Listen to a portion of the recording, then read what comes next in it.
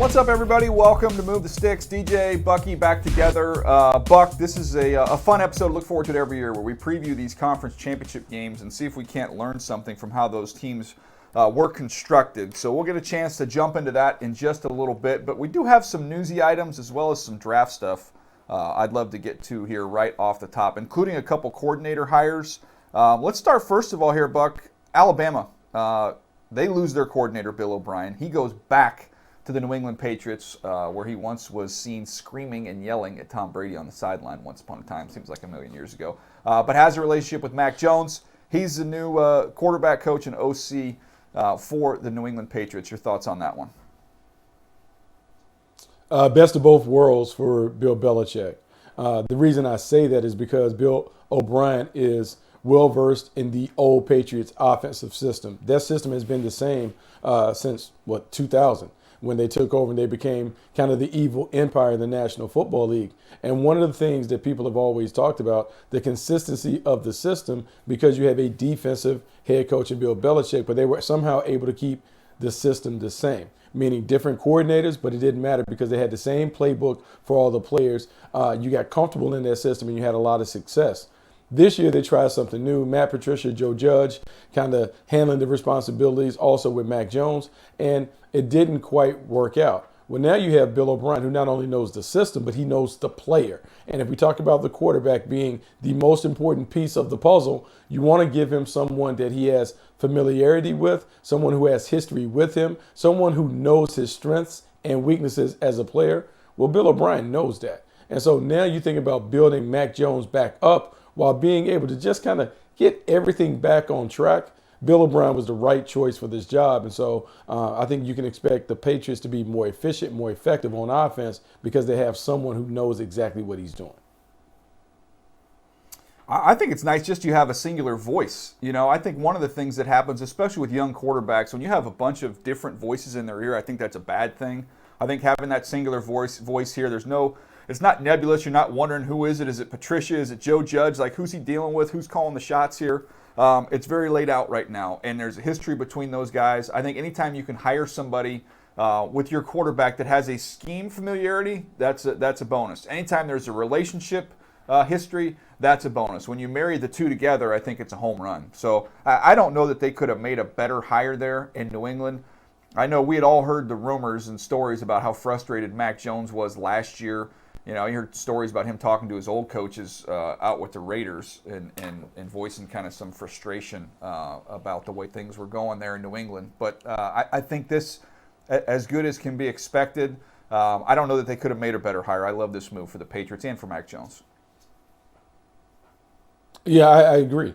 It was a great move because, one, Bill O'Brien is experienced in a few different areas. One, he's been a head coach before. He's been the offensive coordinator under Bill Belichick. And if you're Robert Kraft, maybe, just maybe, as you begin to think about Bill Belichick, over 70, this and that, maybe I need to put a succession plan in place. So maybe I also have that in mind when I make Bill O'Brien come over as the offensive coordinator, pay him handsomely to take over and rebuild this offense. Maybe I do that with an eye to the future of him eventually maybe taking the torch from Bill Belichick whenever Bill Belichick decides to retire.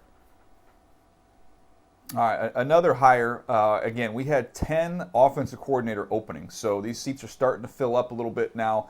Another one that just came down right before we started here, Nathaniel Hackett is going to go to the Jets, and everybody is connecting dots here. Obviously, we know the failure that he had as his brief tenure there as head coach of the Denver Broncos, but previously had been in Green Bay and had a great relationship with Aaron Rodgers. They're very close. Aaron Rodgers has gone out of his way to praise him.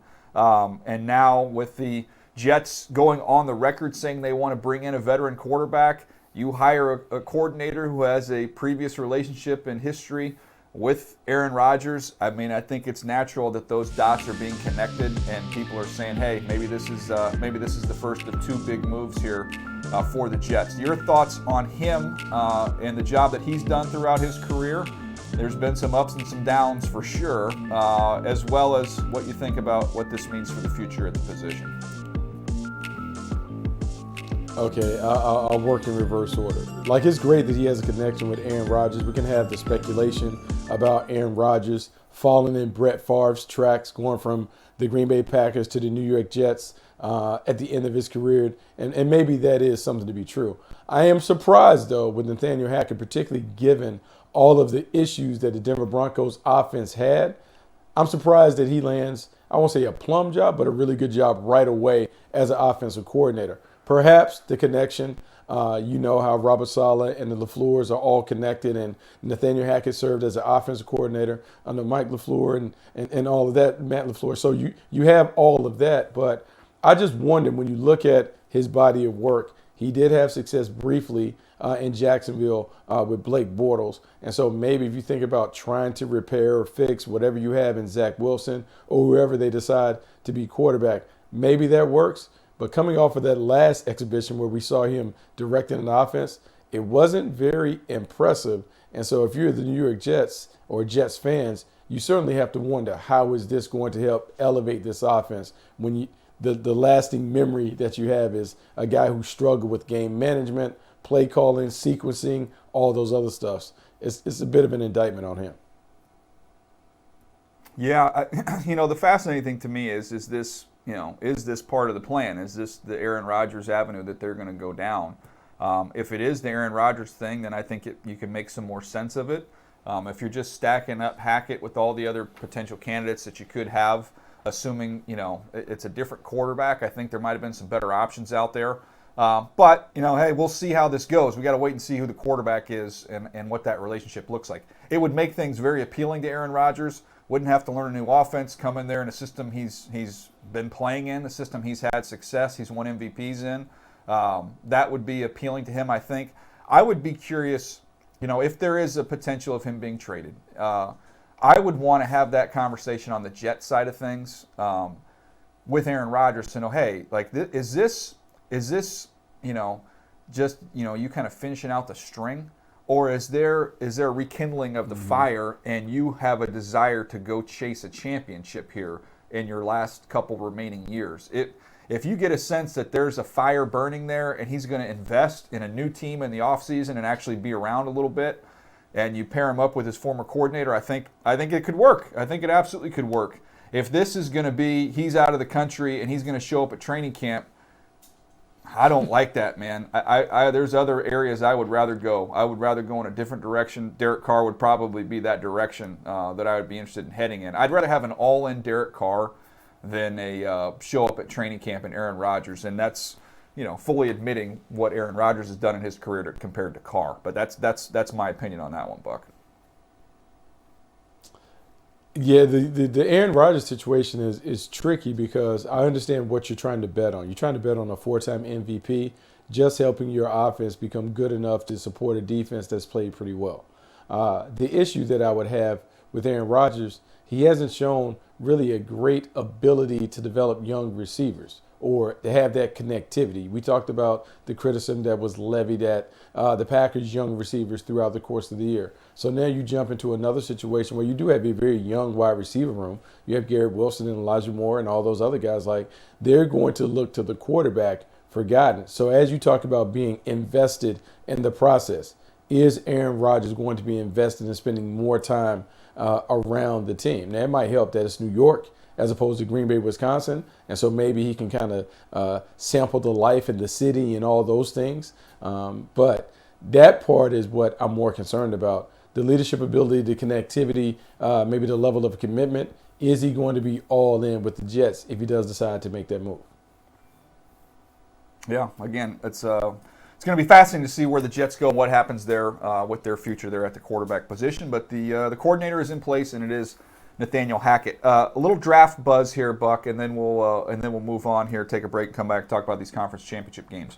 I was talking to an executive yesterday, and we had this discussion talking about this quarterback class, and it's a fascinating one, right? There's no Joe Burrow, a consensus number one quarterback. There's no Trevor Lawrence, consensus number one quarterback. There are those years when that guy is out there. This year, it's very much an open race here. It's very competitive to see who that guy is going to be.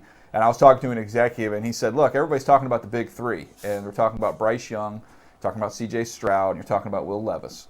He said, I would not remove Anthony Richardson from Florida from that discussion. He belongs in there All these guys are flawed. Whoa. And if you're going to chase a ceiling, and say, man, hey, we want to take our time to develop a guy, but we want this to eventually be able to pay off in a big way. And you look at some of these, as we call them, these cyborg quarterbacks we have right now, he's got a chance to be one of those guys. Now, there is a lower floor. There is a lot more risk involved there.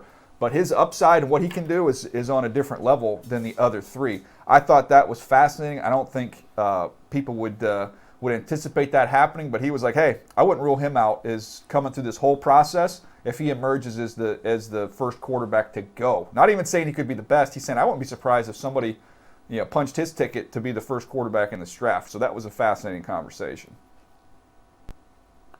That sounds fascinating. It is a fascinating discussion. There are a couple things when it comes to Anthony Richardson that I will discuss. One, the tools are off the chart in terms of just the physical ability, the physical dimension, what he brings to the table. Big time arm, outstanding athleticism, running skills.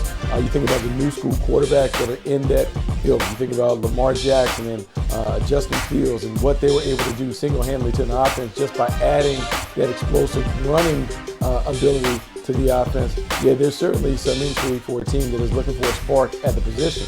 And then you go and you dig down deeper and you think about, okay, well, how can those tools translate to success beyond him being a runner? And you think about the teams that have gambled successfully on their quarterbacks and saying, hey, I'm going to bank on this guy's ability to develop into something that our imagination says in this meeting room. And so you think about the Josh Allens of the world. You think about Lamar Jackson and what those two guys were able to do. And no one thought that they were going to amount to high-end quarterbacks, even though Josh Allen was taken at the top of the board. He has so many flaws that showed up in his tape. You just didn't know.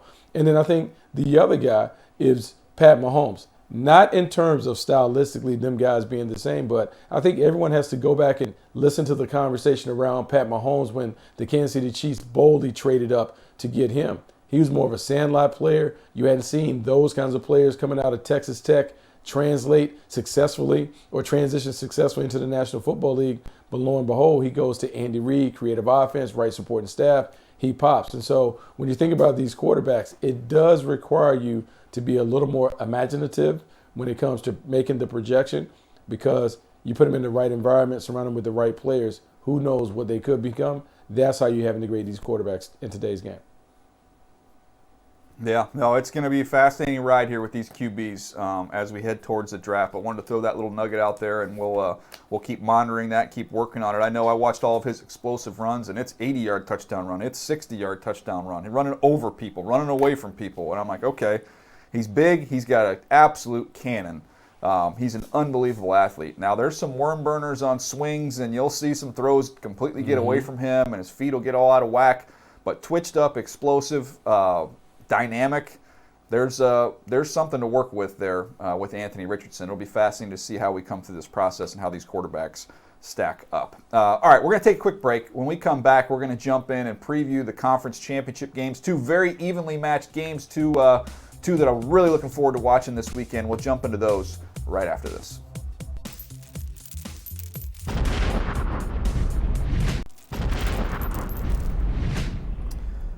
Titans Hall of Famer and Tennessee State head coach Eddie George face off against his former NFL coach Jeff Fisher as some of the best up-and-coming draft-eligible players get ready to show off their skills for NFL teams. It's the 11th annual NFLPA Collegiate Bowl, Saturday, January 28th, 6 p.m. Eastern, only on NFL Network. We are definitely in draft season as we get these all-star games underway. Buck's going to be at the East-West Shrine. We'll have all the goodies there, all the reports on those players. We'll be talking about that on a further episode. I'm going to be at the Senior Bowl. We'll talk about those guys as well. But, Buck, we do have two big games this weekend, including the NFC Championship game. This is going to be, I guess, slobber knocker is a good word. Two of the most physical teams in the NFL, the Niners going on the road to take on the Philadelphia Eagles. Keys to this one, what do you think? Man, this is a great game to watch, DJ. It's one of the ones that we've talked about all year. You talk about two teams coming into the game with impressive win streaks, and then you think about the way these teams are built. Let's start with your old team, the Philadelphia Eagles. You talk about investing in trench warriors. That's what the Philadelphia Eagles have done. You look at their offensive and defensive lines, they dominate at the point of attack. on both sides of the ball. And so they can run the football when they want to. They're great in pass protection. And then on the other side, man, they just have a bunch of sack artists getting after it. First NFL team in history to have 4 guys with 10 or more sacks. They nearly caught up with the Bears to break their record. This is a dominant unit. It'll be tough for the San Francisco 49ers because they're one of the teams that can go toe-to-toe with them from a physicality standpoint. And when I look at Jalen Hurts as the leader, because this game is ultimately going to come down to quarterback play, I just give him the nod over Brock Purdy because of the dimension that he brings as a runner and thrower. A little different than Brock Purdy, but this should be a fascinating game to watch. You know who's going to enjoy watching this game is Jim Washburn, legendary defensive line coach. He's got his protege on one side and Chris Kasurk with the 49ers. He's got his son Jeremiah Washburn working with those edge rushers for the Eagles. Both these teams, they deploy his jet front where they are getting wide and they are flying up the field and playing that attack defense, Buck. It's, again, mirror images of one another with these two squads. I like the Eagles' front collectively better. I think they have waves of guys. I think they have better rushers across the board. But make no mistake, when you have Bosa and Armstead, I mean, that's a big-time combo that they have there as well in San Francisco. I also think, I mean, you give me your thoughts on this one. I know they can move the pocket with Brock Purdy, but I think the threat as a runner of Jalen Hurts, when you're playing against a really good front, I think that can slow them down just a little bit, maybe a little more than Brock Purdy's athleticism. He's a good athlete, but he's not going to be able to slow that front down quite like Jalen Hurts will.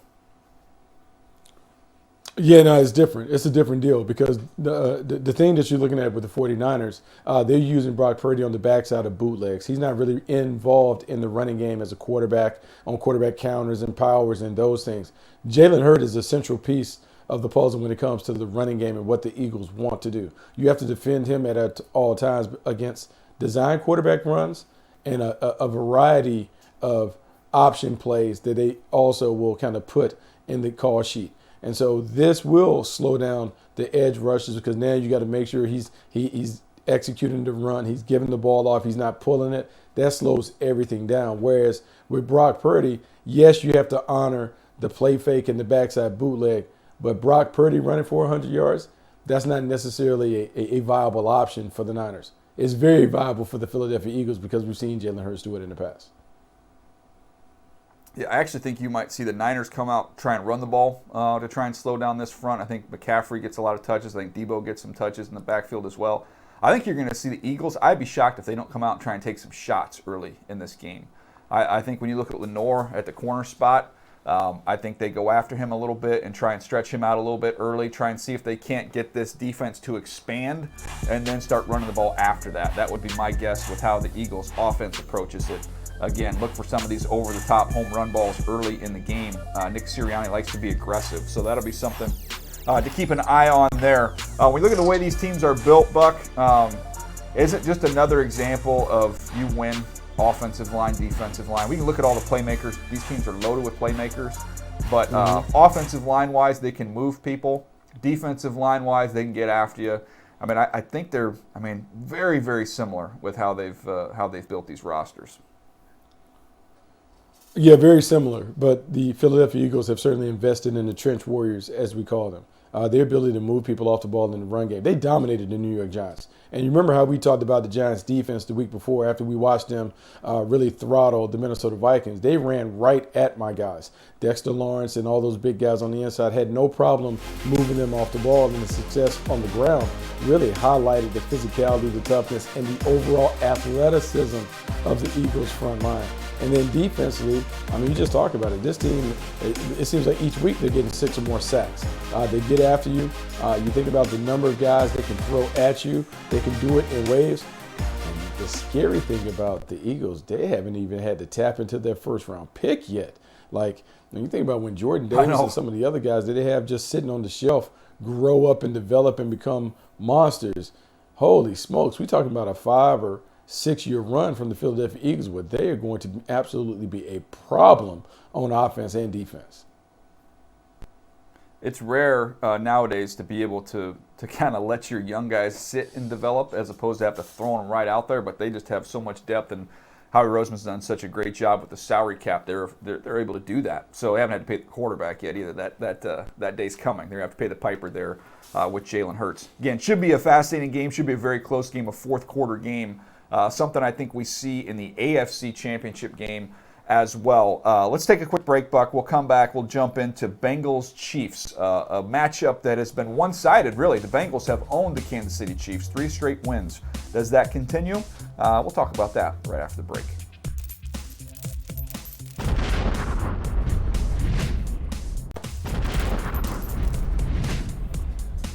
All right, Buck, let's keep the conversation going here. Bengals-Chiefs, again, another really evenly matched game. Think about last year, that game in overtime. The Bengals beat the Chiefs 27-24. They capture the AFC Championship and move on to the Super Bowl. Again, I think these teams very evenly matched. I know the Bengals, there is something to be said for the fact they've beat these guys 3 times in a row. I think the environment there in Kansas City, the fear factor, I don't know if that really is going to shake the Cincinnati Bengals and Joe Burrow.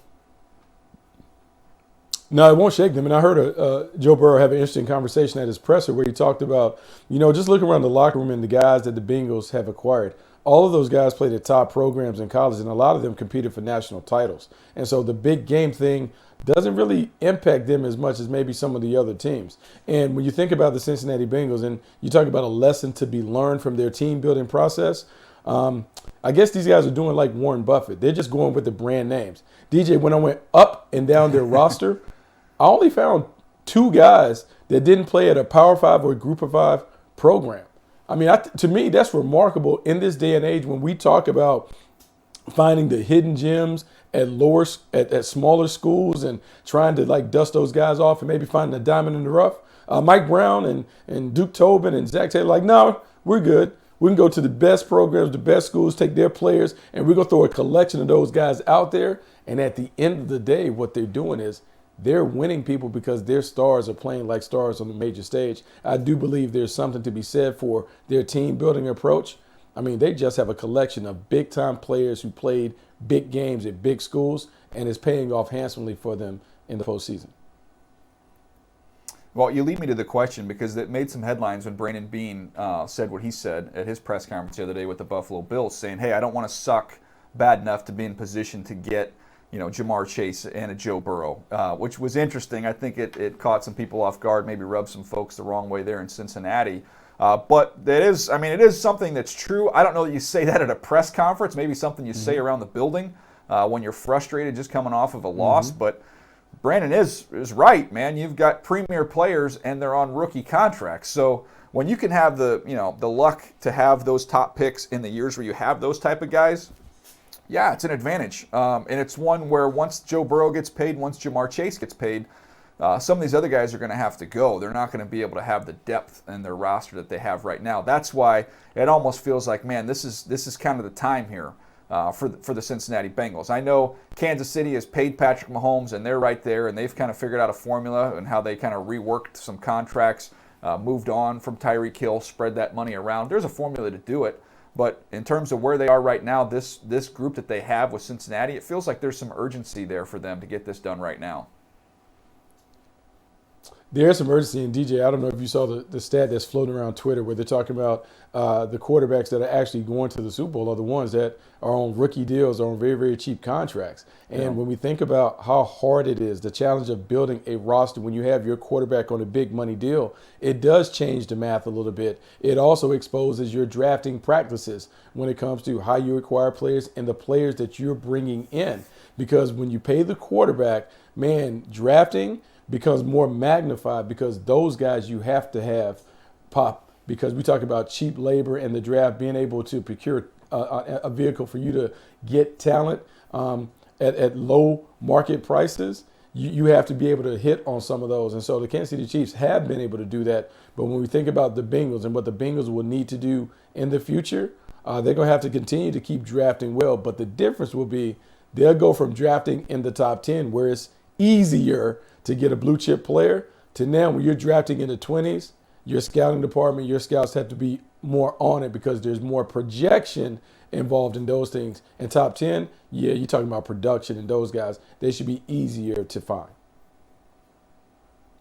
Well, it's interesting when you said that about the big school and having played in big games. I'm cross-checking you here, Buck, and I'm looking at the roster here for the Cincinnati Bengals. And correct me if I'm wrong, but these guys have played in either national championship games or in playoff games.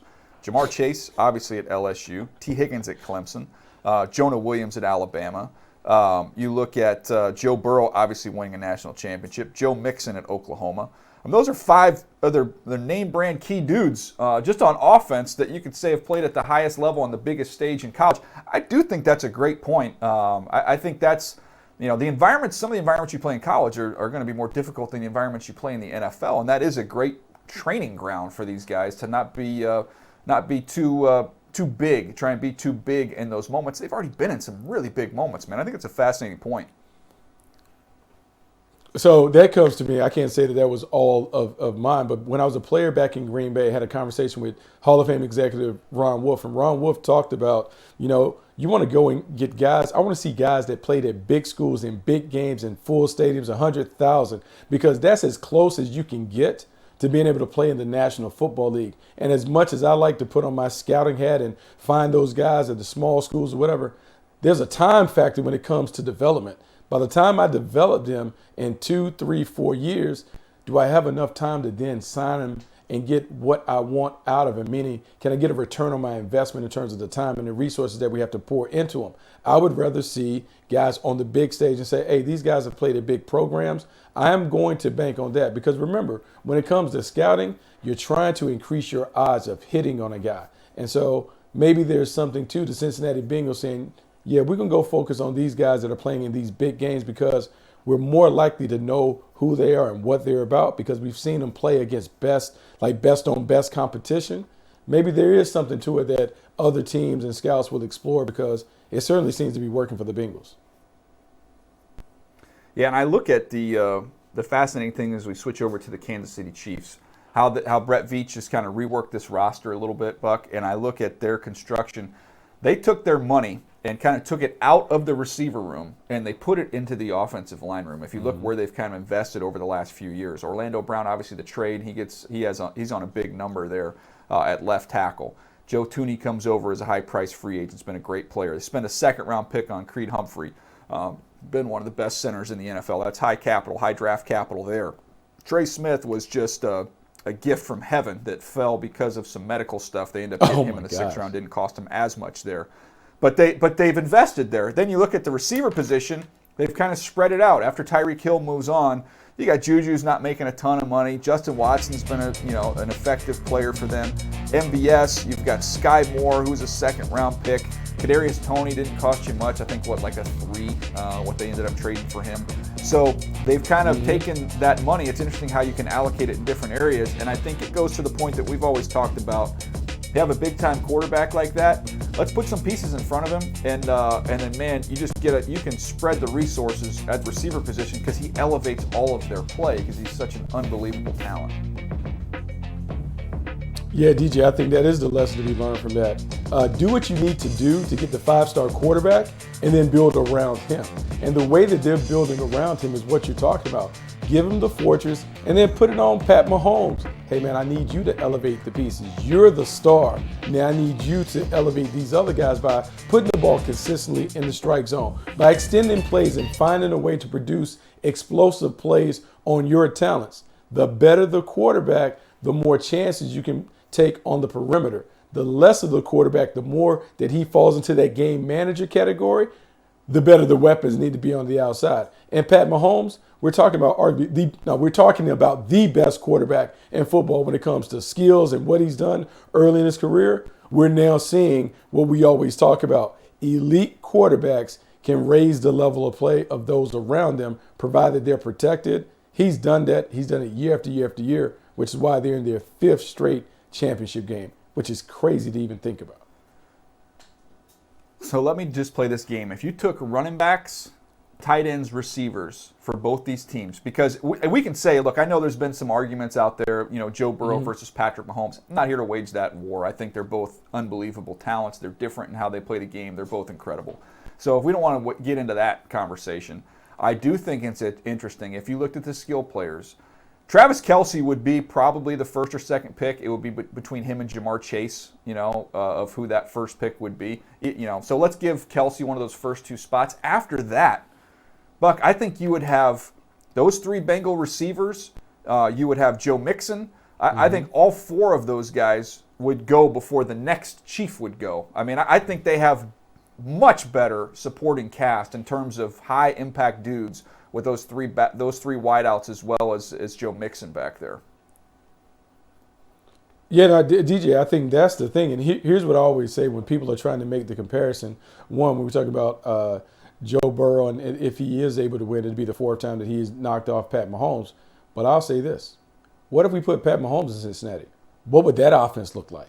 Because he's throwing for over 5,000 yards, and he doesn't have that. So then you give him those guys. You talk about a video game exploding. I mean, that's a Madden rating of 99 with that offense. How do you slow them down? And so that is the thing. Both guys are great in their own way. But, I mean, let's hold on to that. Like, I love Joe Burrow, and Joe Burrow definitely is one of the elite quarterbacks in the game, and I think there are only 3 or 4 in this league. He's one of those guys.